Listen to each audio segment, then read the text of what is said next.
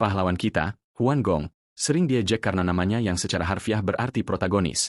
Namun, dia bertekad untuk menjadi karakter utama dalam hidupnya sendiri. Hari ini, dia pergi ke toko untuk membeli versi baru dari game favoritnya, Night Saga. Pada dasarnya, ini adalah permainan manusia dan iblis, dan pemain diberi dua pilihan. Entah memilih pahlawan manusia bernama Locke atau pangeran pertama iblis, Zephyr, dan kemudian melanjutkan petualangan. Karena ini adalah game pertama yang dirilis dalam bentuk VR, Ingong merasa percaya diri.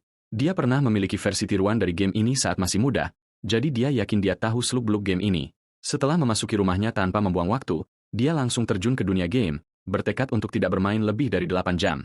Tetapi saat dia masuk, dia terkejut.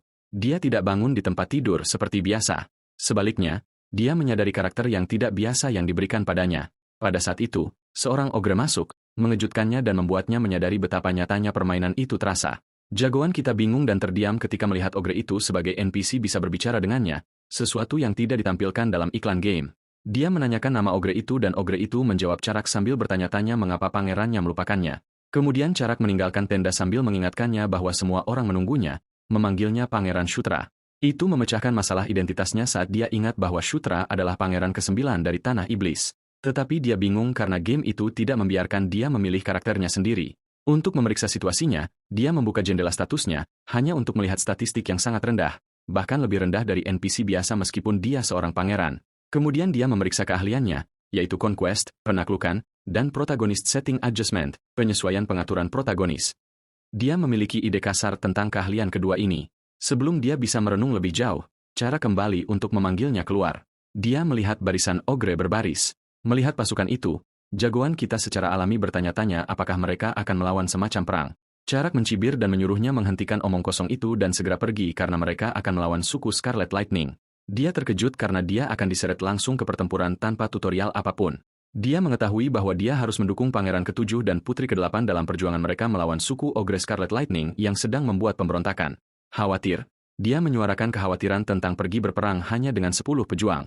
Carak terlihat bingung karena baru kemarin, Ingong tampaknya tahu bahwa mereka hanya akan berpatroli. Mencoba untuk meredakan situasi, Ingong membuka minimapnya dan menemukan jalan pintas sementara Carak khawatir tentang jalur panjang yang seharusnya mereka tempuh. Ingong bersikeras agar Carak mengikutinya karena dia tahu rute yang lebih cepat. Mereka menuju ke hutan dan mendaki tebing yang membuat jagoan kita benar-benar kelelahan.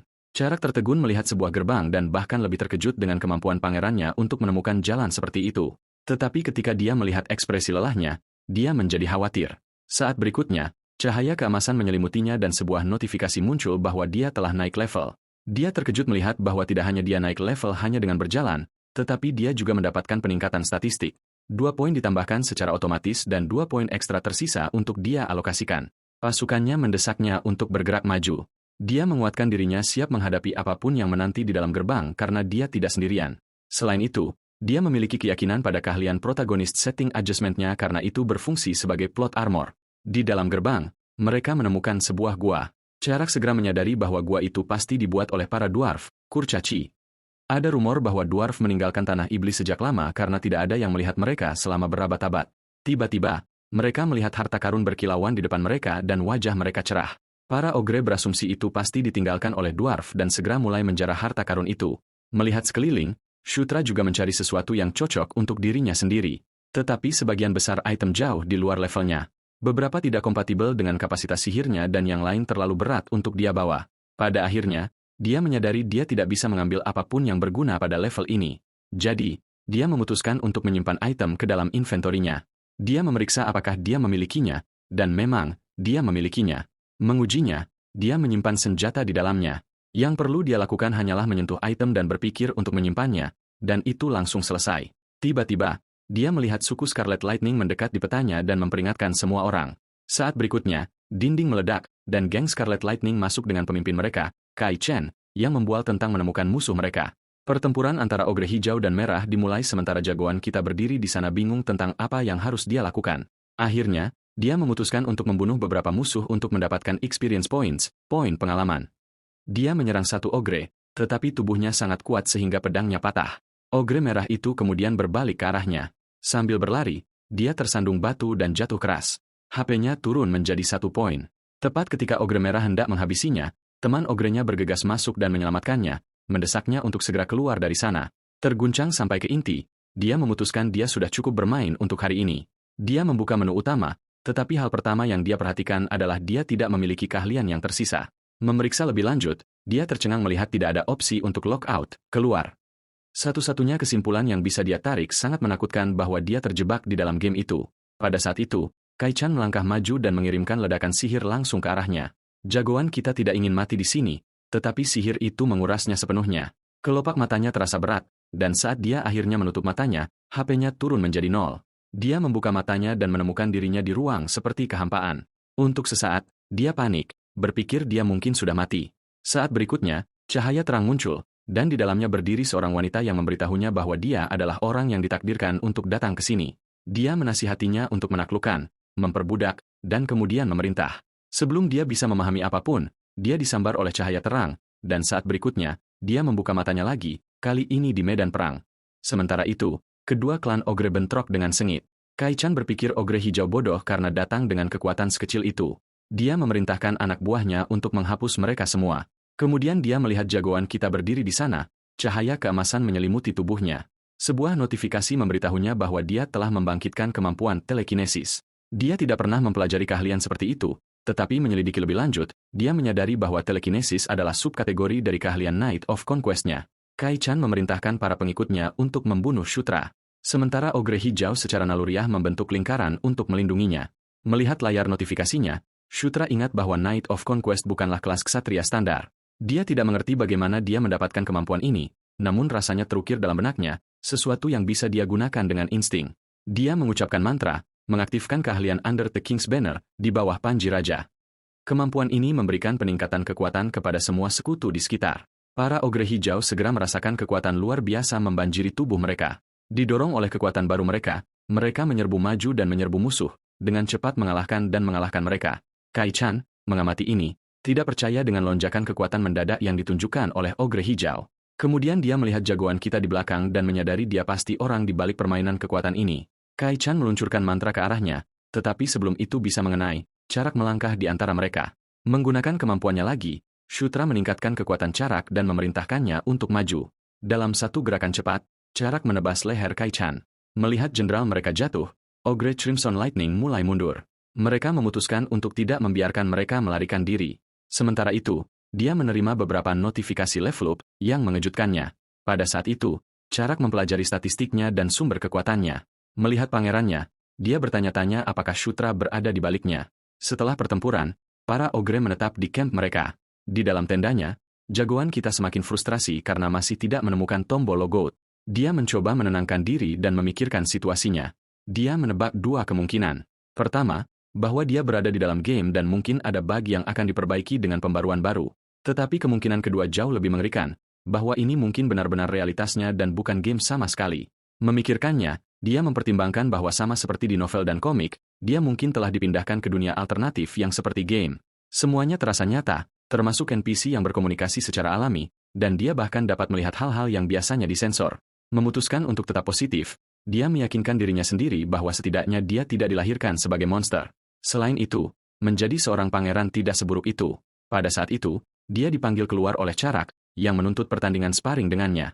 Jagoan kita tidak mengerti logika di baliknya. Charak menjelaskan bahwa karena dia adalah pemimpin masa depan mereka, dia ingin tahu tingkat ilmu pedangnya untuk mempersiapkan masa depan. Dia masih ragu-ragu, tetapi Charak melemparkan pedang padanya, berjanji untuk menahan diri. Jagoan kita membalas dengan sombong, bertanya apakah ini cara yang tepat untuk berbicara dengan seorang pangeran. Penuh dengan tekad, dia kemudian menyuruh Charak untuk serius dengannya, tetapi itu semua hanya bicara dan tidak ada keahlian. Saat berikutnya, dia bahkan tidak bisa mendaratkan satu serangan pun yang tepat. Ketika Charak membalas dan menyerang, Shutra terlempar ke belakang dengan jeritan. Khawatir, Charak bertanya apakah dia baik-baik saja, hanya untuk menerima komentar cepat darinya bahwa dia seharusnya tidak menyerang secara tiba-tiba. Pada saat itu, sebuah notifikasi muncul karena dia telah mendapatkan keahlian Basic Swordsmanship, ilmu pedang dasar. Awalnya, dia tidak mengerti dari mana asalnya. Tiba-tiba, matanya melebar karena menyadari saat dia diserang oleh serangan telekinesis Kai-chan dan entah bagaimana memperoleh keahlian yang serupa. Dia bertanya-tanya apakah dia mendapatkan keahlian baru setiap kali dia terkena kemampuan tertentu. Charak, bagaimanapun, hendak mengakhiri sesi sparring ketika suara jagoan kita menghentikannya. Melihat ke belakang, dia menyatakan dengan percaya diri bahwa dia baru saja memulai pertandingan.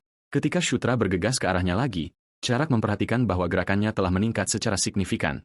Tetap saja, dia bingung tentang alasan dibalik penampilan buruk pangerannya di awal sparring. Rasanya hampir seolah-olah Shutra tiba-tiba menguasainya. Ketika Charak mendorongnya mundur, dia dengan sombong bertanya apakah Shutra pikir dia menjadi lebih baik. Dengan jeda, Shutra mengubah topik pembicaraan dan bertanya tentang level Charak. Charak menjawab bahwa dia berada di level 21. Melirik layarnya sendiri, Shutra melihat bahwa dia hanya di level 7, tetapi dia berharap untuk mengejar Charak segera. Pada dasarnya, tidak seperti dia, orang-orang di dunia ini membutuhkan mantra evaluasi untuk memeriksa level mereka. Itulah mengapa dia memiliki keuntungan seperti itu karena dia dapat melihat statistiknya sendiri, poin ekstra, dan memantau levelnya dengan bebas. Berlari ke arah tangan kanannya. Dia bertekad untuk menjadi lebih kuat. Kemudian dia berhenti dan mengubah tekadnya bahwa dia tidak hanya ingin menjadi kuat. Dia ingin tumbuh lebih cepat dari orang lain. Pada dasarnya, arc iblis dari Night Saga adalah tentang perjalanan Zephyr untuk menjadi Raja Iblis. Untuk mencapai ini, Zephyr membunuh semua saudara kandungnya, termasuk Shutra pada tahun 517. Sekarang, menghitung garis waktu, jagoan kita menyadari bahwa dia saat ini berada di tahun 512. Itu berarti dia masih punya waktu untuk mengatasi masalah ini karena bagaimanapun juga, Zephyr pada akhirnya akan datang untuknya. Cara terbaik untuk menghindari terbunuh adalah dengan menjadi lebih kuat dari Zephyr sendiri. Pikirannya terganggu oleh Charak, yang mengingatkannya tentang beberapa pertemuan. Dia tidak tahu tentang pertemuan apapun, tetapi alih-alih menjawab, Charak mendesaknya untuk ikut. Duduk di dalam tenda, dia menemukan bahwa pertemuan itu adalah dengan saudara kandungnya, Pangeran ke-7, Chris Moonlight, dan Putri ke-8, Caitlyn Moonlight. Chris menekankan bahwa Shutra harus merasa nyaman dengannya karena mereka bersaudara. Caitlyn dengan lembut mengingatkannya bahwa ini adalah pertemuan pertama mereka, jadi wajar baginya untuk merasa canggung. Chris kemudian memintanya untuk memanggil mereka dengan nama mereka saja. Shutra ingat keduanya cukup merepotkan di dalam game. Mereka adalah anak-anak dari Ratu keempat, Elaine Moonlight, Ratu Lycanthropes. Sehari sebelum pembantaian besar-besaran, mereka juga dibunuh oleh Zephyr dan saudara kandungnya yang lain. Yang paling penting, itu karena Caitlyn, yang merupakan anak haram dari Raja Iblis. Caitlyn kemudian menuntut untuk tahu mengapa dia melawan Ogre Merah alih-alih berpatroli seperti yang diperintahkan. Dia menjelaskan bahwa serangan itu tidak terduga bahkan bagi mereka. Khawatir, dia bertanya tentang kesejahteraannya karena dia dianggap sebagai anak terlemah dari Raja Iblis. Melihat kekhawatiran Caitlyn, dia tidak mengerti mengapa dia menunjukkan perhatian seperti itu pada Shutra. Untuk saudara kandung iblis, kedekatan seperti itu tidak biasa. Chris juga mengingatkannya bahwa jika dia membahayakan dirinya sendiri lagi, dia akan menghadapi omelan Caitlyn. Jagoan kita terkejut dengan kebaikan mereka. Tiba-tiba, sebuah pikiran muncul di benaknya saat dia berpikir tentang membangkitkan keahlian aura karena kedua saudara kandungnya ini seharusnya adalah pengguna aura sebagai Lycanthropes. Dengan gembira, dia meminta bantuan mereka. Tetapi ketika dia mengungkapkan bahwa dia ingin dia memukulnya dengan auranya, Caitlyn terkejut. Untuk sesaat, dia bahkan tidak mengerti, dan keterkejutannya berlarut-larut. Adegan bergeser ke medan perang di mana Ogre Shutra dan suku Scarlet Lightning bertempur dengan sengit. Di antara mereka, satu ogre dari suku Lightning menyerang Jenderal Bandal, tetapi dia langsung membunuhnya. Saat berikutnya, sang jenderal mengeluarkan perintah untuk menghapus semua orang dan menjanjikan hadiah kepada pejuang dengan pembunuhan terbanyak. Adegan berubah lagi, dan dia menemukan dirinya kembali di ruang seperti kehampaan. Wanita yang sama berdiri di depannya. Saat berikutnya, dia melihat sosok lain di dekatnya, orang-orang yang tidak dia ingat sebagai karakter dari game. Dia bangun di tempat tidurnya, dan hal pertama yang dia lihat adalah wajah Charak, yang mengejutkannya. Charak memberitahunya bahwa dia terlempar keluar oleh serangan aura Caitlyn. Saat berikutnya, dia menyadari dia telah membangkitkan keahlian aura. Charak juga menyadarinya, dan tidak percaya bahwa jagoan kita berhasil membangkitkan aura hanya dengan terkena serangan itu. Dia mengakuinya. Charak bertanya-tanya apakah pangeran menggunakan mojo yang sama selama pertempuran mereka baru-baru ini melawan klan Lightning, yang dia akui lagi. Kemudian jagoan kita bertanya apakah ada sesuatu yang signifikan terjadi saat dia keluar.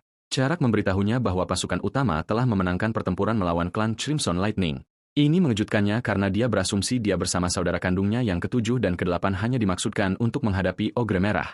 Charak menjelaskan bahwa suku itu terlalu besar untuk dikalahkan hanya oleh pasukan kecil mereka. Ketika Shutra bertanya tentang komandan pasukan utama, Charak menjawab bahwa itu adalah Jenderal Bandal. Dia ingat Bandal dari game sebagai salah satu karakter terkuat, seseorang yang benar-benar dia kagumi selama waktunya sebagai Zephyr. Tetapi kemudian dia berhenti, mengingat bahwa Jenderal Bandal akhirnya menjadi bawahan Zephyr pada tahun 515. Itu berarti Shutra sekarang memiliki kesempatan langka. Jika dia bergerak lebih awal, dia bisa menjadikan Bandal bawahannya sendiri sebelum Zephyr mendapat kesempatan. Dia bahkan tahu segalanya tentang dia, sampai ke makanan favoritnya. Bagian yang merepotkan, bagaimanapun, adalah bahwa Bandal hanya tunduk pada seseorang yang mengalahkannya dalam duel. Tetap saja, Shutra bertekad untuk menggunakan pengetahuan ini untuk keuntungannya dan berencana untuk merebut waktu yang dia miliki untuk mengamankan kesetiaan Bandal. Kemudian di camp Caitlyn, jagoan kita menunjukkan aura level pertamanya kepada saudara kandung Moonlight. Chris terkejut melihatnya menguasai aura tingkat pemula hanya dalam 1 hari. Tanpa mereka ketahui, Shutra telah mencurahkan semua poin statistiknya ke dalam aura karena menawarkan dorongan yang jauh lebih besar untuk kemampuan fisik dibandingkan dengan telekinesis. Chris masih bingung dengan kemustahilan itu, menebak itu pasti mungkin karena Gandharva Shutra. Chris kemudian bertanya apakah dia bisa membuat peta bawah tanah. Shutra menyadari dia dapat menggunakan minimapnya untuk ini dan dengan cepat meminta pena dan kertas. Setelah beberapa saat, dia menggambar peta yang terperinci, mendapatkan pujian dari kakak laki-lakinya. Terkesan, saudara kandung Moonlight menyarankan agar mereka menggunakan pengetahuan terowongan ini untuk menyergap sisa Ogre Scarlet Lightning, yang sebagian besar sudah dimusnahkan oleh pasukan utama. Setelah itu, Chris meminta bantuan darinya. Kemudian, Shutra mendapati dirinya berpatroli di area tersebut bersama Charak dan bawahannya. Sebagai saudara kandung termuda, dia sering diberi tugas-tugas remeh seperti ini. Charak, bagaimanapun, merasa puas, mengatakan, setidaknya mereka memiliki bala bantuan kali ini, sesuatu yang disetujui Shutra, menambahkan itu hanya karena kerja keras mereka. Pada saat itu, dia melihat Caitlyn terselubung dalam jubah. Dia mendesaknya untuk tetap diam tentang kehadirannya karena dia berencana untuk mengikuti mereka secara rahasia. Dia menjelaskan dia hanya akan campur tangan jika sesuatu yang mengancam jiwa terjadi. Jika tidak, dia harus menangani situasi itu sendiri karena itu adalah pencapaiannya yang sebenarnya. Mendengar ini, Shutra meragukan kewarasan saudara perempuannya. Teman wanitanya, seorang wanita, memperkenalkan dirinya sebagai Sarah, Aju dan Caitlyn. Mereka bergerak maju ke dalam gua di mana mereka menemukan peti kosong yang pasti sisa-sisa dari dwarf yang pasti telah mengambil barang berharga mereka. Shutra bertanya-tanya mengapa senjata-senjata itu ditinggalkan dan Charak menjawab bahwa para dwarf mungkin tidak menganggap senjata-senjata khusus ini berharga. Tepat pada saat itu, Charak merasakan seseorang mendekat. Shutra memeriksa petanya dan membenarkan bahwa musuh datang ke arah mereka. Bertindak cepat, dia membuka inventorinya dan mengeluarkan sebotol flash spell, mantra kilat, item yang telah dia simpan tepat untuk keadaan darurat seperti ini. Dia menyuruh Charak untuk memerintahkan semua orang untuk menutup mata mereka sampai dia memberi sinyal, membuat tangan kanannya bingung. Beberapa saat kemudian, mereka melihat mata yang tak terhitung jumlahnya bersinar dalam kegelapan gua. Mata itu milik lusinan laba-laba batu, masing-masing membawa kemampuan untuk menimbulkan racun yang kuat dan melumpuhkan. Setelah melemparkan flash spell, dia memerintahkan semua orang untuk menutup mata mereka saat mantra itu meledak menjadi cahaya yang menyilaukan. Kilatan itu melemahkan laba-laba batu, makhluk yang tumbuh subur dalam kegelapan. Tanpa ragu-ragu, dia memerintahkan bawahannya untuk membunuh mereka. Mereka bergegas maju, senjata terhunus, dan mulai membantai laba-laba yang melemah. Memeriksa petanya, dia melihat titik merah yang lebih besar di antara yang lebih kecil, indikator pemimpin karena laba-laba batu selalu bepergian dalam kelompok yang dipimpin oleh satu. Dia segera memerintahkan Charak untuk mengikutinya untuk menangani bos. Tanpa sepatah kata pun, keduanya langsung menuju ke sana. Charak tidak membuang waktu dan mengayunkan kapaknya ke monster itu, tetapi serangan itu hanya meninggalkan goresan dangkal pada eksoskeletonnya yang keras. Jagoan kita menyadari bahwa cangkang luar bos hampir kebal terhadap senjata seperti kapak. Api adalah satu-satunya kelemahan yang dapat menjatuhkannya, tetapi dia tidak memiliki kemampuan untuk menggunakan sihir api. Bos mengaum saat melangkah ke arah mereka. Keduanya menegang. Shutra menjelaskan mereka membutuhkan api untuk mengalahkannya. Charak menunjukkan mereka tidak memiliki cara untuk menghasilkan api dalam situasi ini. Pada saat itu, suara Caitlyn terdengar, menyuruhnya mengangkat pedangnya. Dia menuruti secara naluriah. Di saat berikutnya, pedangnya meledak dalam api. Dia bertanya dengan tenang apakah itu cukup baginya untuk bertarung. Tanpa membuang waktu lagi, dia menyerang bos dan menebasnya dengan pedang yang menyala. Serangan itu cukup menghancurkan untuk membakar eksoskeleton dan membunuh monster itu dalam satu pukulan. Setelah pencapaian ini, dia naik level dan mencapai level 9. Khawatir, Caitlyn bertanya tentang kesejahteraannya serta kemampuan yang baru saja dia gunakan. Dia menepisnya, mengatakan itu adalah semacam berkah yang terkadang dia terima. Dia menebak itu pasti berasal dari Gandharva, dan dia memutuskan untuk mengikuti alur itu. Tetap saja, dia penasaran. Tanggapannya terhadap serangan laba-laba tampak terlalu halus, hampir seperti pejuang berpengalaman. Dia membuat alasan mengatakan dia mempelajarinya dari buku, meskipun sebenarnya dia telah melawan makhluk-makhluk ini berkali-kali di dalam game. Percakapan mereka disela oleh Charak yang telah melihat pintu besar yang baru saja mereka temukan. Mereka memutuskan untuk menyelidiki apa yang ada di dalamnya. Melihat pintu di dalamnya, Shutra terkejut menemukan portal kota. Charak bertanya apakah dia tahu tentang item seperti itu. Shutra menjawab dengan samar bahwa dia punya beberapa dugaan. Memeriksa pola di lantai, dia mengenalinya sebagai kerajinan Dwarven, sesuatu yang pernah dia lihat sebelumnya ketika memilih karakter pahlawan di dalam game. Dia menyimpulkan bahwa itu membutuhkan mana untuk diaktifkan dan memberitahu Caitlyn bahwa kristal itu memang portal. Sarah juga mempelajari desainnya dan setuju dengan kesimpulannya. Caitlin menunjukkan minat untuk mengetahui kemana portal itu mengarah sementara Sarah menyarankan mencari area itu untuk prasasti yang mungkin memberikan rincian lebih lanjut. Pada saat itu, Charak menemukan tablet batu di dinding. Melihat aksara yang tidak dikenal itu, dia berasumsi itu pasti ditulis dalam bahasa Dwarven.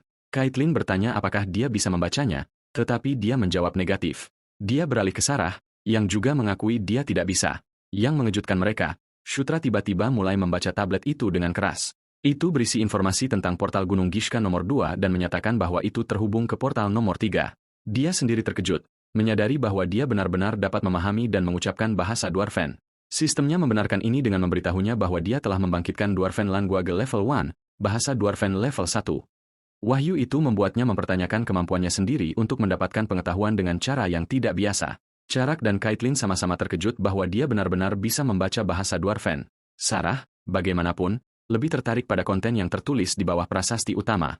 Dia menjawab bahwa portal itu membutuhkan injeksi mana untuk aktivasi, lalu meminta saudara perempuannya untuk melakukannya. Caitlin memprotes, mengatakan dia bisa melakukannya sendiri. Dia berdalih bahwa dia ceroboh dengan mana daripada mengungkapkan kebenaran bahwa dia sama sekali tidak bisa menggunakannya. Akhirnya setuju, Caitlin memasukkan mana ke dalam portal. Saat berikutnya, gambar proyeksi Gunung Gishka muncul, terhubung ke lokasi mereka saat ini.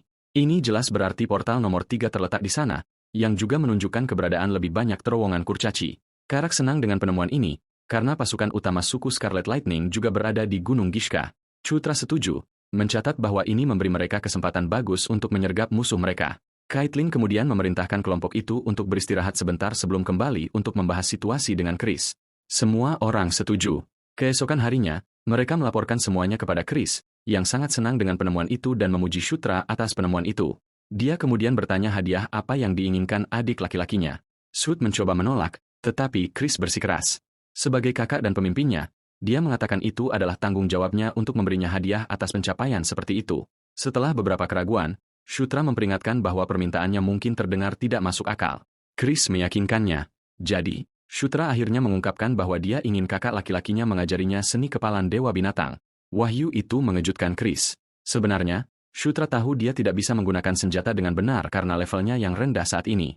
Tapi seni bela diri, terutama yang satu ini, menyajikan peluang. Seni kepalan dewa binatang adalah teknik esrang yang langka dan kuat, biasanya hanya diwariskan dalam garis keturunan kerajaan Liantropes. Sud sepenuhnya berharap kakaknya akan menolak dan dengan cepat meyakinkannya bahwa dia tidak akan keberatan jika Chris menolak. Tapi Chris mengejutkannya dengan setuju untuk mengajarinya. Namun, dia memperingatkan bahwa dia tidak akan mengajarinya teknik rahasia, hanya bagian aura dari seni bela diri. Dia bertanya apakah Shutra puas dengan hadiah ini. Melihat keheningan tertegun kakaknya, Chris berasumsi dia mungkin tidak bahagia. Tersentak dari hari-harinya, anak laki-laki kita buru-buru meyakinkannya bahwa itu lebih dari cukup. Ekspresi Chris melunak dan dia bertanya apakah Shutra benar-benar bisa menganggapnya sebagai saudaranya. Sejenak, Shutra tetap diam karena kata saudara membawa beban yang tidak biasa baginya. Tapi gagasan Chris sebagai saudaranya menarik baginya. Jadi, dia setuju, berjabat tangan dengan Chris dan mengakui dalam benaknya bahwa dia berharap dapat bekerja dengannya. Pada saat itu, sistemnya memberitahunya bahwa dia telah membentuk aliansi dengan saudara kandung Moonlight, meskipun statusnya saat ini normal. Sementara itu, di perkemahan suku Scarlet Lightning, mereka telah menangkap seorang tahanan yang sedang diinterogasi. Para Scarlet Ogress menuntut untuk mengetahui apakah dia datang ke sini dengan maksud untuk menyerang orang-orang mereka sejak awal. Tawanan mereka ternyata tidak lain adalah putri ke-6, Felicia Domblade. Sementara itu, anak laki-laki kita melihat layar statistiknya dan melihat sesuatu yang aneh. Setiap kali dia naik level, semua statistiknya meningkat 2 poin, kecuali karismanya, yang hanya naik 1. Dia tidak mengerti alasan di balik keunikan sistem ini. Dia ingat dari masa bermain gamenya di Night Saga bahwa penampilan dan karisma adalah dua hal yang terpisah. Penampilan mengacu pada seberapa cantik karakter itu, sementara karisma menentukan seberapa disukai karakter itu. Namun, dia memutuskan untuk mengesampingkan masalah itu karena pertumbuhan keseluruhannya solid untuk saat ini. Tidak hanya itu, dia juga akan mencapai level 10. Dalam game, ketika dua karakter utama, Zephyr dan Locke, mencapai level 10, keterampilan masing-masing, Chosen One dan Descendant of Darkness, juga naik level. Jadi, dia berharap hal yang sama akan terjadi pada salah satu keterampilannya. Pada saat itu, Carrick datang untuk menjemputnya, mengatakan mereka harus pergi. Sesampai di luar, Carrick memperhatikan suasana hati Shutra yang baik dan menanyakan alasannya. Dia mengabaikan masalah itu dan berbalik ke arah pasukannya, lalu memerintahkan mereka untuk maju. Setelah beberapa saat, para ogre bersama serigala mereka bekerja di terowongan bawah tanah. Sementara itu, para pemimpin berkumpul di dekatnya, mengawasi para penyihir yang sedang menyelidiki portal. Chris bertanya tentang temuan mereka. Seorang penyihir menjelaskan bahwa tebakan mereka benar, karena portal itu memang terhubung ke sungai SK di Gunung Gishka. Chris kemudian bertanya apakah itu cukup stabil untuk digunakan. Penyihir itu mengiyakannya, menambahkan bahwa karena dibangun oleh kurcaci, itu kokoh dan dapat diandalkan. Setelah itu, kedua penyihir mengaktifkan portal, dan mereka terkejut ketika melihat gerbang portal muncul di depan mereka. Anak laki-laki kita tersentak dari hari-harinya ketika teman-temannya berkumpul di dekat gerbang, mendesaknya untuk bergabung dengan mereka. Dia bergegas di belakang mereka dan memasuki portal yang membawa mereka ke Gunung Gishka dekat perkemahan suku Scarlet Lightning. Chris senang melihat bahwa tebakan mereka benar. Dia menganalisis camp dan menyimpulkan bahwa ribuan pasukan berada di sana. Dia menyusun strategi bahwa jika mereka menyerang dari belakang, mereka perlu menargetkan persediaan. Dia memutuskan untuk menugaskan Jenderal Bandal untuk menyerang mereka dari depan yang akan mengalihkan perhatian musuh dan kemudian mereka dapat dengan mudah membakar persediaan makanan. Pada saat itu, Sarah memperhatikan bahwa tidak banyak pasukan yang hadir. Chris juga menyadarinya dan bertanya-tanya apakah mereka sudah pergi untuk menyerang. Kemudian mereka melihat beberapa orang sedikit lebih jauh dan anak laki-laki kita menebak sepertinya pertempuran sedang berlangsung. Chris menginstruksikannya untuk mengumpulkan aura di matanya untuk melihat lebih jelas dan dia segera mematuhinya. Benar-benar ada pertempuran yang sedang berlangsung. Saudara-saudari itu membahas siapa yang dilawan oleh suku petir. Itu tidak mungkin Bandal karena tidak ada pertarungan dalam jadwalnya. Ditambah ini terlihat seperti pertarungan skala kecil. Kemudian Cutra melihat seorang gadis di sisi berlawanan dan menyimpulkan bahwa itu adalah pertempuran melawan Dark Elf. Caitlin berbalik kepadanya untuk penjelasan lebih lanjut dan dia menambahkan bahwa dia menebaknya dari perawakan kecil mereka, belum lagi mereka menunggang Draco. Chris memperhatikan bahwa Dark Elf sedang mundur. Menilai dari kecepatan mereka, sepertinya komandan mereka telah jatuh. Sementara itu, Carak bingung dengan apa yang sebenarnya terjadi. Namun, pikiran anak laki-laki kita tetap terpaku pada enigma tentang kehadiran Dark Elf di sana. Setelah beberapa saat, mereka kembali dan mulai berkomunikasi dengan Jenderal Bandal, yang cukup puas dengan penemuan portal kurcaci mereka. Dia menunjukkan minat pada metode menemukan sesuatu yang sangat berharga. Chris memberikan semua pujian kepada Shutra, tetapi dia mengabaikannya, mengatakan itu hanya keberuntungan, meskipun di dalam dia merasa senang melihat jenderal favoritnya. Jenderal Bandal menjanjikannya hadiah di Kastil Raja Iblis. Kemudian Chris bertanya tentang bentrokan suku petir dengan Dark Elf. Bandal mengakui dia tahu tentang itu, tetapi menjelaskan bahwa Dark Elf bergabung dalam pertempuran secara sukarela. Chris menekan lebih jauh, ingin tahu alasan bentrokan mereka dengan suku petir. Bandal mengakui dia tidak tahu kedalaman penuhnya, tetapi dia tahu Dark Elf sudah berencana untuk mengintai perang. Kemudian dia menunjukkan masalah terbesar, mengungkapkan bahwa komandan unit independen Dark Elf telah ditangkap oleh suku petir. Sekarang Chris memahami alasan di balik mundurnya yang tiba-tiba. Anak laki-laki kita semakin penasaran dengan komandan mereka. Bandal kemudian mengungkapkan bahwa mereka sudah mengenal orang ini karena komandan itu tidak lain adalah Felicia Domblade. Felicia adalah putri dari Ratu Ketiga, Sylvia Domblade, dan juga putri dari Dark Elf. Dia memiliki saudara kembar, Pangeran kelima, Sylvain Domblade. Dalam game, kedua kembar bergabung dengan sisi putri keempat, Anastasia Netrion. Itulah mengapa dia selalu memendam permusuhan terhadap Cutra. Dia tidak mengerti alasan dia berada di sini dan menebak dia mungkin mencoba mencuri jasa. Hayalannya dipotong oleh Chris, yang bertanya apakah suku petir pernah tahu tentang identitas penangkap mereka.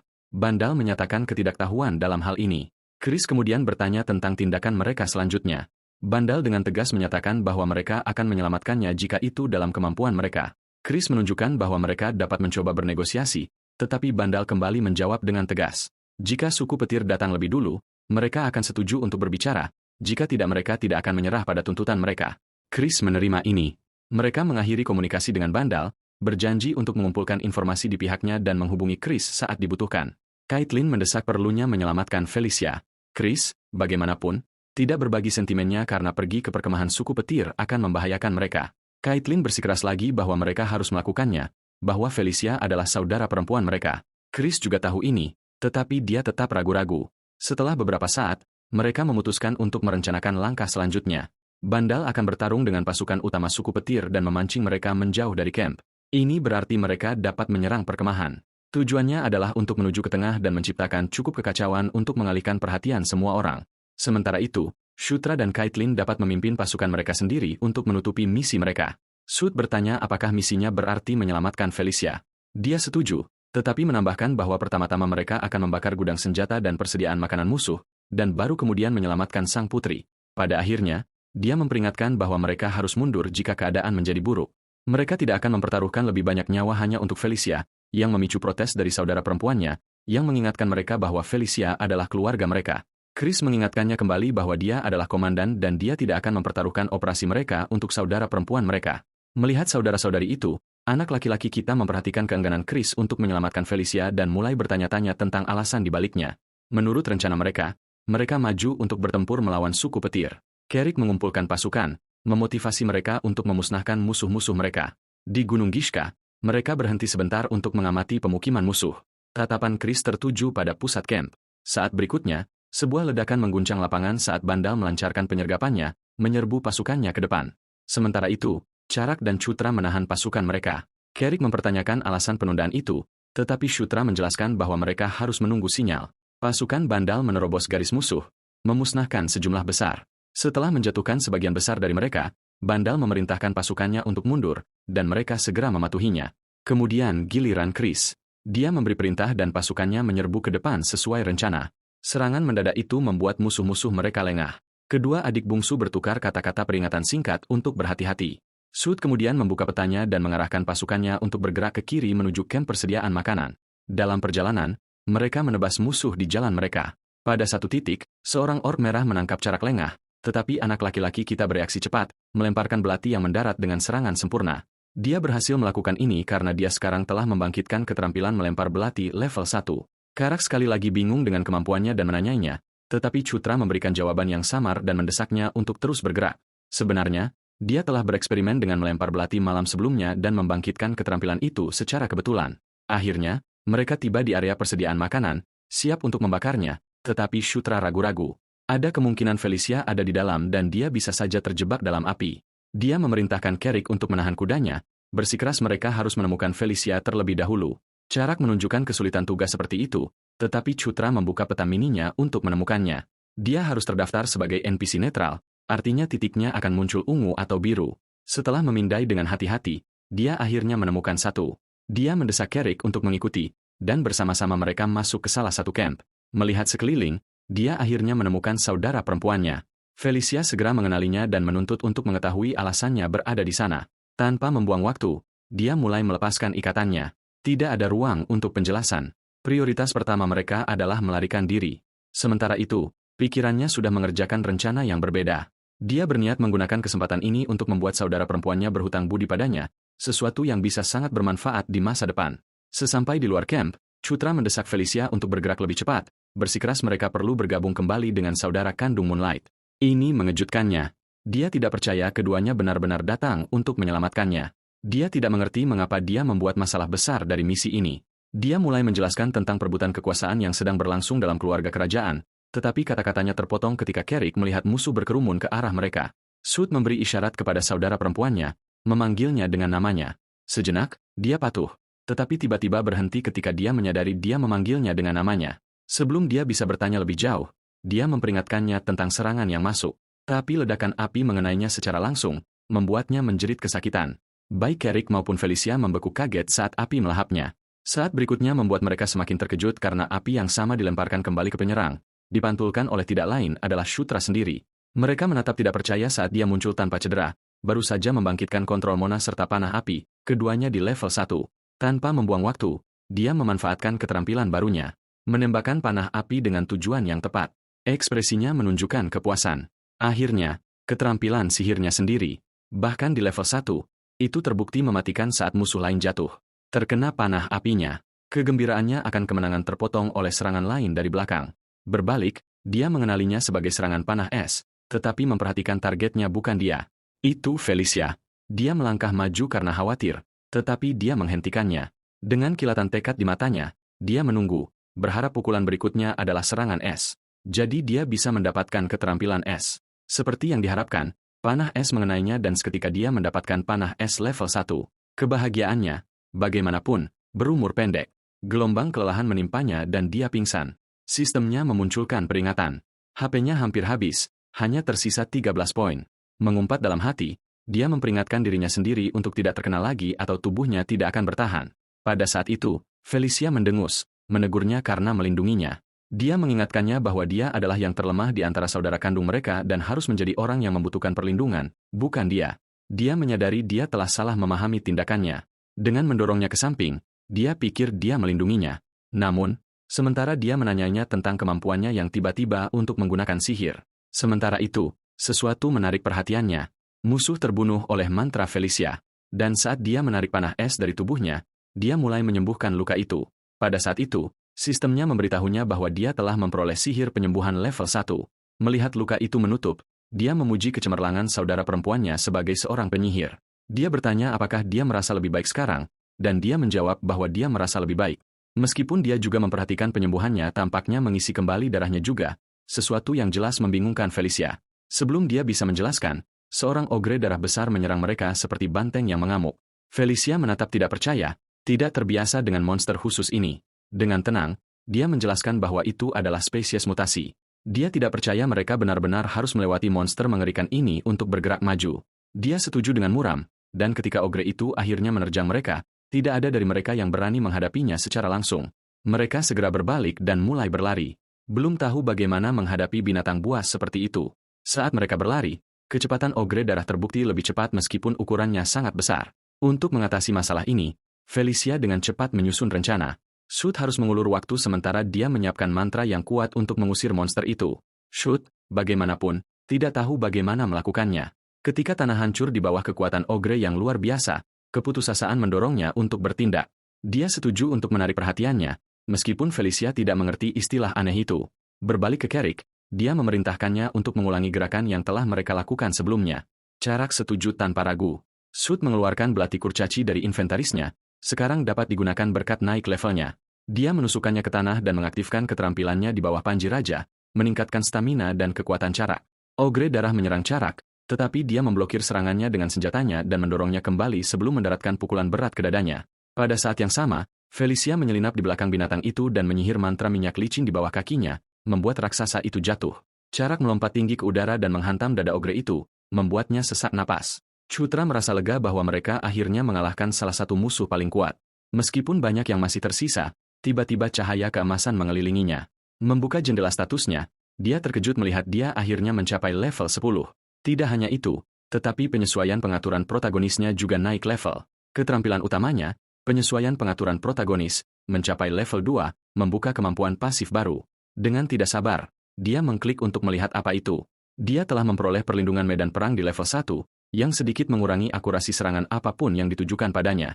Dia hampir tidak percaya bahwa ini pada dasarnya adalah efek Stormtrooper. Trope yang sama terlihat di film di mana peluru atau serangan selalu nyaris meleset dari pahlawan. Dengan keterampilan ini, peluangnya untuk mereproduksi plot armor protagonis meroket. Pikirannya terpotong oleh suara Felicia yang mendesak saat segerombolan musuh bergegas ke arah mereka. Dia mengeluarkan angin puyuh dan amarah, menciptakan tornado mini yang merobek barisan musuh. Saat mengamati lebih dekat, Chutra menyadari bahwa itu sebenarnya bukan sihir, meskipun terlihat seperti sihir. Sebaliknya, itu adalah pemanggilan roh. Dia ingat bahwa Dark Elf, terlepas dari reputasi sinis mereka, masih merupakan elf dengan afinitas alami terhadap sihir, dan Felicia, saudara perempuannya, jelas adalah pemanggil roh alami. Melihatnya bertarung dengan kekuatan luar biasa di samping roh yang dipanggilnya, Chutra tidak bisa menahan diri untuk tidak menjadi serakah. Dia diam-diam berharap terkena salah satu kemampuan pemanggilannya hanya agar dia bisa membangkitkan kekuatan yang sama untuk dirinya sendiri. Sebuah suar kuning, yang merupakan alarm untuk mundur, muncul di langit. Merasa khawatir seseorang dalam bahaya, sang pahlawan memerintahkan Orcheat untuk mundur bersama pasukan dan pergi ke Caitlin Moonlight sendirian. Felicia Domblade juga bergabung dengannya untuk membalas budi karena telah menyelamatkannya. Maka, mereka melanjutkan perjalanan, berharap putri ke-8 belum tertangkap oleh suku Scarlet Lightning. Putri ke-6 bertanya alasannya terlalu mengkhawatirkan sang putri ke-8. Meskipun dia mengklaim itu hanya karena mereka bersaudara, kenyataannya dia melakukannya demi aliansi. Sementara itu, Caitlin Moonlight terus menyerang para ogre yang menyerbunya menggunakan kekuatannya. Setelah memukul mereka dengan tinjunya, dia merapal skill berbasis api lainnya, membuat mereka mengerang kesakitan. Namun, dua dari mereka berhasil menembus sihirnya dan menerjang ke arahnya. Meskipun diserang mendadak, dia tetap menjaga keseimbangannya dan mengayunkan senjatanya, membuat mereka terbang melintasi medan perang dengan kekuatannya. Saat itu, Chutra dan Felicia Domblade juga telah tiba. Ketika dia berbalik untuk melihat mereka, dia tidak bisa menahan diri untuk melompat memeluk Felicia Domblade, gembira melihatnya selamat. Saat mereka berpelukan, sang pahlawan memeriksa peta dan memperingatkan mereka tentang musuh yang mengepung kembali. Jadi, mereka memintanya untuk memimpin jalan keluar sementara mereka menjaga bagian belakang. Setelah mereka kembali melalui portal, putri ke-8 mengungkapkan keterkejutannya melihat betapa dewasa dan cerdasnya sang pahlawan sekarang. Tepat saat itu, Chris Moonlight tiba dan menyambut kepulangan mereka. Tetapi ketika Putri keenam menyapanya, dia tetap dingin terhadapnya. Dia kemudian menjelaskan bahwa kepala suku Scarlet Lightning meninggalkan pertarungan setelah melihat camp mereka terbakar, yang menghasilkan kemenangan Jenderal Bandal.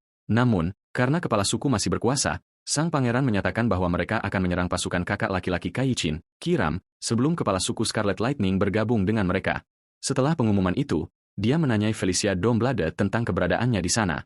Dia menjelaskan bahwa dia sedang meneliti reruntuhan ketika dia mendengar tentang pertempuran itu, tetapi ditangkap dalam perjalanannya untuk membantu mereka. Ini membuatnya merasa sedikit malu karena tidak ingin menyelamatkannya sebelumnya. Jadi, dia pergi setelah menyuruhnya beristirahat. Saat para orc menyiapkan makanan, pemuda kita meninjau skillnya sendiri dan merasa puas dengannya. Oh, ngomong-ngomong, julukannya adalah Jewu, jadi jangan hiraukan aku memanggilnya begitu. Saat dia duduk di sana, Putri keenam masuk dan menarik bajunya. Menariknya mendekat. Dia mengejutkannya ketika dia menuntut agar dia melepas pakaiannya. Shutra menatap matanya dengan ngeri saat dia terus menuntutnya untuk melepas pakaiannya. Namun, setelah dia menanyakan alasannya, ternyata dia hanya ingin mengobati lukanya karena sebelumnya itu hanya pertolongan pertama, tetapi sekarang dia mencoba menyembuhkan cedera internalnya. Saat dia merawatnya, dia memintanya bantuan yang hanya bisa dia berikan. Kemudian ketika dia pergi setelah menggunakan sihir penyembuhan padanya, dia merasa senang telah mempelajari 3 mantra penyembuhan sesuai permintaannya. Selain itu, hari ini adalah hari di mana dia akan mempelajari cabang seni tinju buas werewolf, seni bela diri yang melambangkan para licantrope. Di antara mereka, seni tinju buas werewolf adalah dasarnya, itulah sebabnya Caitlin Moonlight memutuskan untuk mengajarkannya itu. Dia menjelaskan bahwa seni tinju buas menggunakan aura internal dan eksternal, dan dia sekarang akan mempelajari dasar-dasar penggunaan aura internal. Sesuai instruksi, sang pahlawan menutup matanya untuk merasakan aura internal, yang dekat dengan kekuatan jiwa. Dia memperoleh level 1 fisik Ju, yang meningkatkan efisiensi dan keterampilan pelatihan yang dikuasai secara fisik. Dia juga mendapatkan beberapa skill lagi dengan sebuah pop-up yang menyatakan bahwa naik level dalam suatu skill akan membuka sifat spesialnya. Ini membuatnya senang menjadi protagonis dengan manfaat spesial seperti itu, dan dia kembali berlatih. Tak lama, dia mempelajari gerakan dasar, jadi Putri ke-8 ingin dia melanjutkan ke teknik berikutnya. Tiba-tiba, seekor serigala berlari ke arah Caitlin Moonlight, memperingatkannya tentang unit Kaam yang menghilang. Sebuah pertemuan dipanggil oleh Pangeran ke-7 untuk keempat bersaudara itu, di mana dia menyatakan bahwa Kairam telah mengetahui rencana mereka. Namun, menurut intelijen Jenderal Bandal, sang pangeran menunjukkan lokasi di peta di mana Yakuzan dan Kairam diperkirakan akan bertemu. Oleh karena itu, mereka memutuskan untuk bergabung dengan Jenderal dan melancarkan pertempuran skala penuh melawan suku Scarlet Lightning. Setelah para bersaudara mencapai pangkalan utama pasukan penakluk suku Scarlet Lightning, Pangeran Shutra merasa wajah sang jenderal tidak asing, mengingat dia adalah orang yang paling disukainya di Night Saga. Saat mereka beristirahat sebelum perang, sang pahlawan melihat 2 wanita dalam mimpinya, satu dengan 2 warna mata berbeda dan satu lagi berbaju zirah. Ketika mimpi itu menyebutkan penaklukan dan perang, dia bangun dalam kebingungan. Tepat saat itu, Orchid datang untuk membangunkannya untuk berangkat, dan mereka berbaris menuju pertempuran. Dalam pertarungan ini, dia ditugaskan di sayap kiri.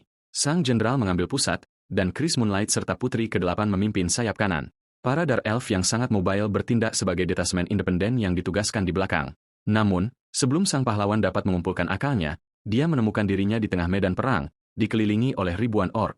Setelah formasi pertempuran ditetapkan, pasukan menyerbu suku Scarlet Lightning atas perintah sang jenderal.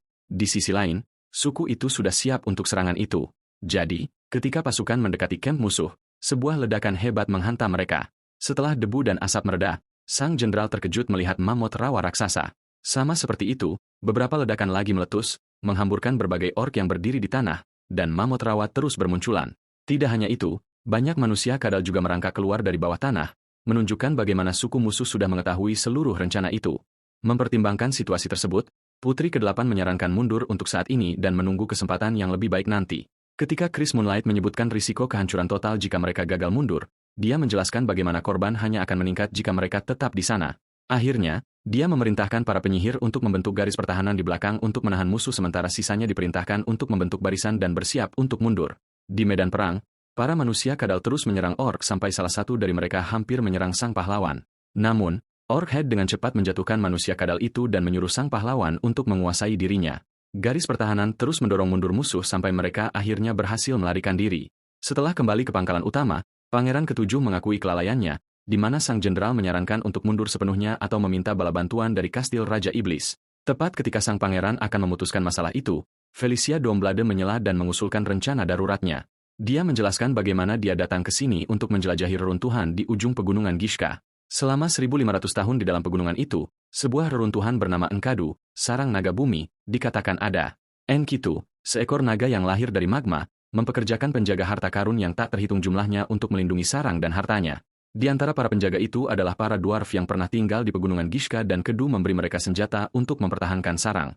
Landasan yang melahirkan Guntur adalah relik yang memungkinkan perapalan sihir skala pasukan dan mengendalikan chimera yang diciptakan untuk menjadi penjaga harta karun. Oleh karena itu, untuk menang, para bersaudara dan pasukan mereka harus menemukan relik itu. Ketika Felicia Dawnblade menyatakan landasan itu sebagai satu-satunya pilihan bagi mereka untuk menang melawan suku Scarlet Lightning, sang jenderal bertanya apakah dia tahu lokasi tepatnya. Karena dia tidak tahu, Pangeran Ketujuh menyebutnya kebodohan mutlak untuk mempertaruhkan nyawa semua orang demi perburuan harta karun. Namun, Pangeran Shutra angkat bicara, membenarkan keberadaan landasan itu karena dia pernah menemukannya saat bermain game sebagai Herlock. Dia menjelaskan tentang menemukan cerita seperti itu saat mempelajari prasasti dwarf, tetapi di atas semua itu, dia mengklaim mempercayai Felicia Dawnblade. Chris Moonlight tetap bersikeras menolak ide tersebut. Jadi, sang pahlawan menyebutkan suku lain memiliki legenda serupa dan karena ada kemungkinan besar pintu masuk reruntuhan ada di dekatnya, dia menyatakan untuk mengintai daerah itu dan bertanggung jawab atas kegagalan apapun. Dengan demikian, dia meminta mereka untuk membiarkannya beraksi total juga. Menggunakan kuda Phantom State milik Felicia Dawnblade, para bersaudara dan Orchhead berangkat mencari. Pemuda kita memperkirakan hanya perlu sekitar 1 jam untuk mencapai pintu masuk reruntuhan dengan bantuan minimapnya, tetapi dia bertanya-tanya bagaimana cara membimbing mereka semua ke sana tanpa menimbulkan kecurigaan. Tidak tahu harus berkata apa lagi. Dia berbohong bahwa peta terowongan memiliki konsistensi tertentu. Jadi, jika dia menggabungkan medan tempat ini dengan karakteristik terowongan, dia dapat menentukan lokasi kasar landasan itu. Meskipun semua orang tampak bingung dengan pernyataannya, Felicia mengaku mengerti dan memintanya untuk memimpin jalan, meskipun dia juga merasa itu aneh. Setelah mengikuti petunjuk sang pahlawan, mereka tiba di pintu masuk yang terhalang. Melihat kebingungan mereka, dia meminta putri ke-8 untuk mendobraknya dengan memberikan pukulan keras. Ketika Felicia meragukan lokasi landasan itu, sang protagonis bersikeras bahwa menurut perhitungannya, mereka tidak akan bertemu penjaga Dungeon jika mereka mendobrak di sini, mengingatkannya bahwa Caitlin Moonlight memiliki sarana untuk mendobrak. Putri ke-6 menghancurkannya dengan pengetahuan skill kehancuran dan daya ledaknya sebagai penjelajah reruntuhan. Setelah batu-batu runtuh dan pintu masuk terbuka, mereka melihat setengah kubah di tengah beberapa pilar di dalamnya. Berharap setengah kubah itu berisi landasan, mereka berjalan ke arahnya dan mulai mencari cara untuk membukanya. Sementara itu, Felicia memperhatikan 9 patung di sekitar mereka, yang hanya 3 di antaranya memegang senjata. Karena senjata-senjata itu dibuat oleh dwarf, mereka menyadari bahwa mereka harus melengkapi patung-patung yang tersisa dengan senjata seperti itu juga. Sebelum mereka sempat khawatir di mana mendapatkannya, sang pahlawan mengungkapkan bahwa dia memiliki 6 pedang dwarf yang diambil selama ekspedisi terowongan terakhir. Meskipun demikian, begitu mereka menyerahkan masing-masing patung 1 pedang dwarf, cahaya terang bersinar dari setengah kubah, dan kubah itu mulai terbuka. Setelah terbuka sepenuhnya, mata mereka bersinar dengan gembira saat melihat landasan yang melahirkan Guntur. Pemandangan landasan itu mengejutkan mereka, tetapi tanpa membuang waktu, Putri ke-6 berpikir tentang cara mengaktifkannya. Dia memerintahkan sang pahlawan dan Orchhead untuk tetap di tempat mereka sambil mengarahkan yang lain untuk mengambil posisi di tanda jam 3, 6, dan 9 di lingkaran. Menjelaskan dirinya, dia menyatakan bahwa mereka akan memasukkan mana ke dalam cakram, dimulai dari dia, kemudian melanjutkan searah jarum jam dengan mana yang meningkat secara bertahap. Begitu mereka semua mengambil posisi, mereka memasukkan mana ke dalam landasan sampai cahaya besar melesat ke langit. Karena kilatan yang tiba-tiba, pemuda kita menutup matanya. Tetapi ketika dia membukanya, dia menemukan dirinya di tengah kerumunan, dikelilingi oleh pria dan makhluk mengerikan yang tak terhitung jumlahnya. Sebelum dia bisa memahami situasinya, suara serak dan keras bergema saat naga yang menakutkan terlihat terbang di atas. Suara itu memerintahkan mereka untuk melindungi sarang suci Enkidu yang agung dan untuk menjadi penjaga gerbang yang berdiri di antara alam iblis dan manusia. Tiba-tiba, sang pahlawan terkejut membuka matanya dan mendapati dirinya terbaring di lantai. Dia menyadari bahwa naga itu adalah naga hitam Enkidu dan semua orang mengkonfirmasi bahwa mereka melihatnya juga meskipun mereka tidak dapat memahami penglihatan itu. Felicia menyatakan bahwa landasan itu akan mengungkapnya. Namun, ketika dia menyentuhnya, energi ungu meledak dalam gelombang besar yang secara langsung memengaruhinya. Ketika sang pahlawan mencoba membantu, dia juga terkena energi aneh itu dan mereka diberitahu untuk menaklukkan mana naga bumi Enkidu karena uji cobanya dijatuhkan pada mereka yang tanpa izin. Setelah beberapa saat, energi itu akhirnya mereda bersama dengan ukuran landasan, dan landasan itu menyusut menjadi palu. Pada saat yang sama, satu mata pemuda kita menjadi hitam saat dia duduk di sana memegang landasan di tangannya, sementara putri ke-6 tidak terlihat dimanapun. Di sisi lain, suku Scarlet Lightning menemukan pangkalan utama sang pahlawan dan pasukannya, dan kepala suku mereka, Yakuzan, memerintahkan mereka untuk bersiap memusnahkan para yang tertinggal. Sesuai perintah kepala suku mereka, suku Scarlet Lightning menyerang pangkalan utama dengan hewan-hewan mengerikan mereka dan bola api besar yang menyebabkan ledakan. Chris Moonlight segera keluar khawatir tentang apa yang harus dilakukan karena yang lain telah pergi ke pegunungan dan mereka berada di ambang kehancuran. Dari puncak pegunungan, kepala suku Scarlet Lightning menyaksikan pemandangan itu dan tertawa melihat kehancuran perkemahan pangkalan. Dia kemudian mencoba merapal mantra pada para orc, tetapi tangannya menjadi tidak bisa bergerak. Pada saat itu, seekor mamut berubah menjadi ungu dan mulai menyerang suku Scarlet Lightning, membuat kepala suku mereka bingung tentang apa yang terjadi. Tiba-tiba, dia teringat. Bagaimana jika keturunan Raja Iblis telah menemukan landasan itu? Kembali di pegunungan, sang pahlawan akhirnya bangkit dari tanah sambil memegang palu guntur, yang merupakan pasangan dari landasan. Saat melihatnya di tangannya, Felicia berkomentar bahwa itu terlihat seperti Enkidu telah memilihnya dan memintanya untuk menggunakannya. Karena mana Enkidu telah menunjukkan kepada Jucara menggunakan palu guntur dan memaksakan kepatuhan setelah menaklukkan, dia memutuskan untuk memulai dengan mendominasi mamut rawa. Dengan itu, dia memukulkan kepala palu ke setengah kubah, dan semua mamut rawa di pangkalan utama mulai menghancurkan suku Scarlet Lightning. Perubahan peristiwa yang tiba-tiba itu membuat sang jenderal menyadari bahwa pangeran dan para putri telah berhasil dalam misi mereka. Jadi, dia memerintahkan para orc untuk membunuh suku musuh dengan memanfaatkan kesempatan ini. Seperti yang diperintahkan, para orc menyerang manusia kadal dan ogre sementara kepala suku musuh menatap pemandangan itu dengan bingung. Bawahannya menasihatinya untuk mundur untuk saat ini dan menunggu kesempatan lain. Tetapi sebelum mereka dapat melarikan diri, Pangeran ketujuh tiba. Ketika dia memberi kepala suku kesempatan untuk menyerah, kepala suku mengayunkan senjatanya untuk membunuh sang pangeran. Namun, sang pangeran menggunakan seni tinju Dewa Buas dan membunuh kepala suku dalam satu serangan. Ini menyebabkan kepanikan pada bawahannya dan mereka melarikan diri dari tempat kejadian, meninggalkan Chris Moonlight sendirian dengan kekhawatiran tentang sang pahlawan dan para putri. Sementara itu, Orchard dan tim menyaksikan dengan terkejut saat Mammoth berurusan dengan para yang tertinggal musuh. Putri ke-6 memberitahu mereka tentang kekuatan landasan, dan dia hendak menjelaskan lebih lanjut ketika dia tiba-tiba kehilangan keseimbangan. Agitan segera menangkapnya dan menasihatinya untuk beristirahat. Jadi, saat mereka memutuskan untuk kembali, mereka menemukan protagonis tidak terlihat dimanapun. Setelah pertempuran selesai, level sang pahlawan naik dalam jumlah besar karena mengendalikan relik Enkidu. Dia kemudian mendapat pop-up yang menyatakan bahwa level penaklukan juga telah meningkat, yang membuatnya senang dengan skill utamanya yang meningkat. Saat dia terus memeriksa skill lain, Putri ke-8 tiba dan memukul kepalanya karena meninggalkan aula gunung tanpa memberitahu. Setelah memarahinya, dia memberitahunya bahwa mereka akan berkemah di sini untuk malam itu karena Felicia telah kehilangan kesadaran. Setelah keduanya kembali ke aula gunung, Caitlin Moonlight menjelaskan semua detail kepada sang pahlawan sementara Putri ke-6 disembuhkan oleh anggota tim lainnya. Karena mereka tidak bisa memanggil Phantom State tanpa bantuan Felicia, mereka harus berkemah di sana dan merawatnya. Kemudian, ketika semua orang beristirahat, Shutra bertanya-tanya apakah staminanya telah pulih sepenuhnya hanya dari naik level karena dia tidak merasa lelah. Tiba-tiba, dia menyadari bahwa mereka berada di reruntuhan, yang berarti pasti ada senjata atau harta tersembunyi di dalam Dungeon. Meskipun ada jebakan dan penjaga Dungeon, dia merasa percaya diri untuk menjadi penguasa reruntuhan karena memperoleh kekuatan absolut landasan. Oleh karena itu, dia membawa Orchard bersamanya dan menuju ke reruntuhan untuk mencari senjata dan harta karun. Saat mereka membuka pintu, mereka menemukan monster yang sangat kuat, Ark Golem, terbaring di lantai dalam bentuk griffin. Melihat itu, mereka dengan hati-hati meninggalkan ruangan dalam keheningan sampai mereka akhirnya menemukan ruangan dengan senjata dan harta karun. Orkhead mengambil baju zirah untuk ditunjukkan kepada sang pahlawan, dan dia merasakan mana halus darinya, menunjukkan bahwa itu adalah baju zirah ajaib. Jadi, dia meminta Orkhead untuk menyimpannya sendiri. Melihat sisa harta karun itu, dia memutuskan untuk menyimpan barang-barang berguna di inventarisnya dan juga meminta Orkhead untuk mengambil semua yang berguna. Tiba-tiba, pandangannya tertuju pada peti tertutup dan setelah membukanya, sebuah lorong tersembunyi di dinding muncul. Bersemangat untuk menemukan sesuatu yang langka dan berharga di dalamnya, dia masuk sendirian dan mencapai sebuah ruangan. Saat dia melihat sekeliling, dia mendengar seseorang memanggil dari api ungu di tengah ruangan. Dia dengan cepat mengidentifikasi mereka dari mana mereka, dan meskipun ini adalah pertemuan pertama, dia langsung menyadari bahwa itu adalah suara Enkidu. Dan benda yang melayang di dalam energi ungu itu adalah sarung tangan Enkidu, Air Tucker. Mata Ju bersinar saat melihat sarung tangan Enkidu, Air Tucker, dan dia melangkah maju untuk meraihnya. Meskipun ternyata dia kekurangan sejumlah hal yang diperlukan untuk menyentuh sarung tangan itu, dia tetap diakui sebagai tuannya, dan izin diberikan. Dia merasakan kejutan hebat ketika sarung tangan itu tertarik ke tangannya dan pas di dalamnya, meningkatkan kekuatan sihir, dan daya tahannya. Saat dia senang mendapatkan barang yang begitu hebat, Orkhead muncul, membuat sang pahlawan menyembunyikan sarung tangan itu di inventarisnya. Ketika ditanya tentang penampilannya, Orkhead mengungkapkan bahwa dia telah melihat semuanya, yang membuat pemuda kita khawatir tentang hal-hal seperti inventarisnya yang diketahui. Namun, Orkhead mengerti bahwa sarung tangan itu harus tetap rahasia, jadi dia berjanji untuk merahasiakannya. Dia kemudian meminta sang pahlawan untuk meninggalkan tempat itu bersamanya karena agak menyeramkan sampai sang pahlawan melihat sesuatu yang berguna untuk putri keenam dan mereka mengambilnya dalam perjalanan. Setelah kembali ke kelompok yang lain, dia membantu Felicia meminum ramuan pemulihan ajaib yang akhirnya membawanya keluar dari ketidaksadaran.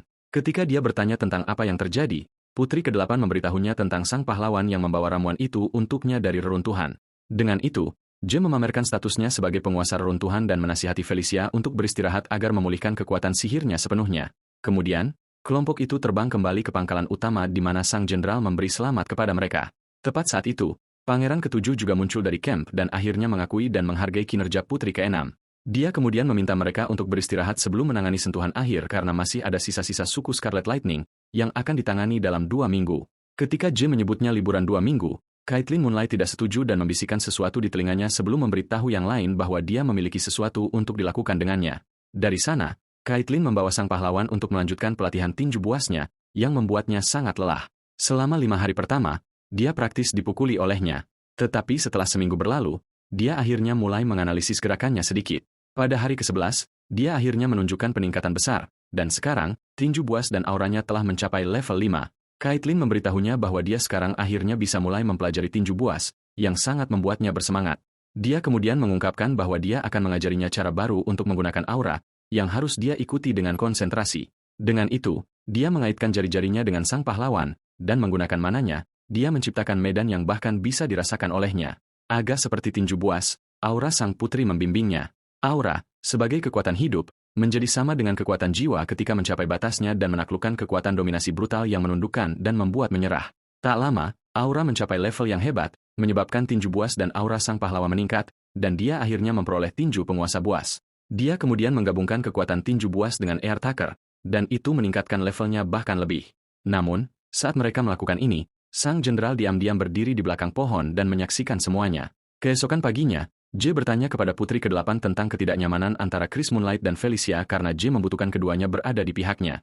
Sang putri mengungkapkan bahwa meskipun tidak ada masalah langsung di antara keduanya, Pangeran ke-7 tampaknya memiliki masalah dengan kakak Felicia, Pangeran ke-5. Namanya seharusnya tidak disebutkan keras-keras, tetapi dia cukup menjadi musuh yang merepotkan ketika sang pahlawan biasa bermain sebagai Zephyr. Jadi ketika dia mencoba bertanya lebih banyak tentang itu, Chris Moonlight masuk dan menyuruh mereka mengemasi barang-barang mereka karena mereka akan berangkat pada sore hari untuk melaporkan pekerjaan yang telah dilakukan. Kemudian, saat mereka hendak pergi, sang jenderal menghargai pekerjaan mereka dan menyatakan keinginannya untuk bertemu sang pahlawan lagi suatu hari nanti bersama. Dari sana, para bersaudara berangkat menuju Kastil Iblis.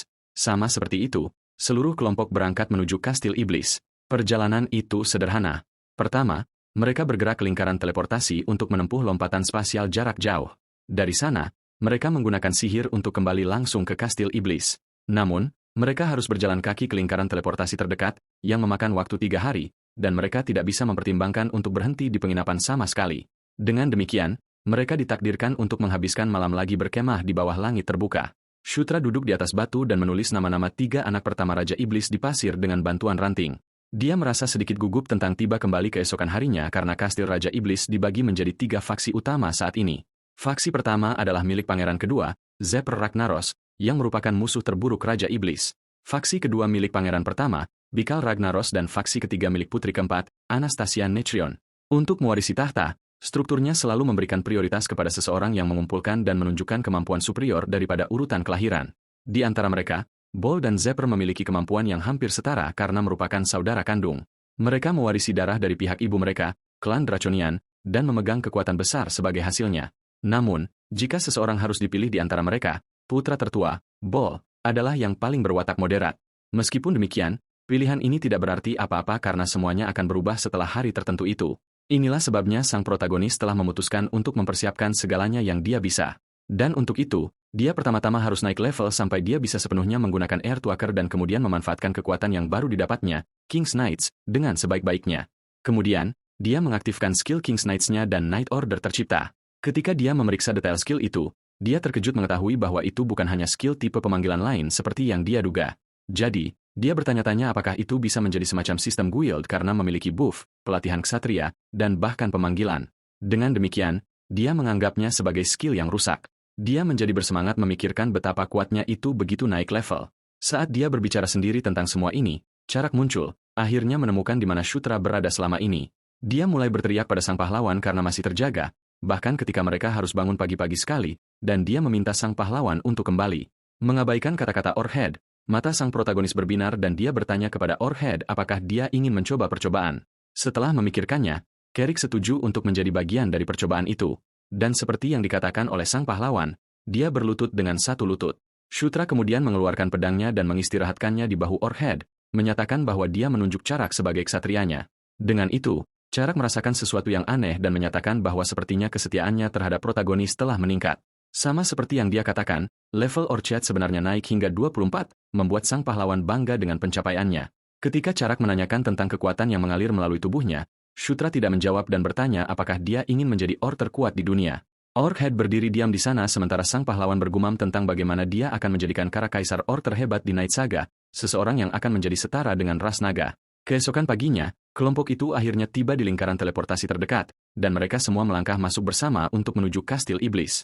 Lingkaran itu bersinar terang, menghasilkan emisi energi yang besar dari atas pusat teleportasi. Tak lama kemudian, seluruh kelompok terlempar ke suatu tempat di Kastil Iblis. Caitlin dengan cemas bertanya kepada Shutra apakah dia baik-baik saja, dan dia membenarkan. Tepat saat itu, sekelompok wanita memanggil nama Felicia, mengungkapkan kelegaan mereka melihatnya karena mereka telah menunggunya begitu lama. Saat dia berjalan ke arah mereka memuji kecantikannya, berbicara kepadanya dengan hormat. Ketika sang pahlawan melihat mereka memuja putri keenam, dia merasa terkejut dan menyamakannya dengan semacam klub penggemar idola. Karena penasaran, dia bertanya kepada Orchid apakah wanita-wanita ini adalah pelayan dan bawahan Felicia. Pada saat yang sama, Chris dan Caitlin juga berjalan ke sekelompok orang dan werewolf yang menyambut mereka dengan hormat. Merasa tertinggal dari pertemuan sapaan kecil ini, Shutra bertanya-tanya apakah dia satu-satunya yang sendirian sementara dua wanita elf membisikkan sesuatu tentang dia satu sama lain. Ketika dia melihat mereka berbicara di belakang punggungnya, dia menyadari itu karena posisinya di Kastil Raja Iblis. Oleh karena itu, dia memutuskan untuk tidak terlalu memikirkannya dan bertanya kepada Carrick apakah dia siap untuk mengubah banyak hal sedikit demi sedikit mulai sekarang.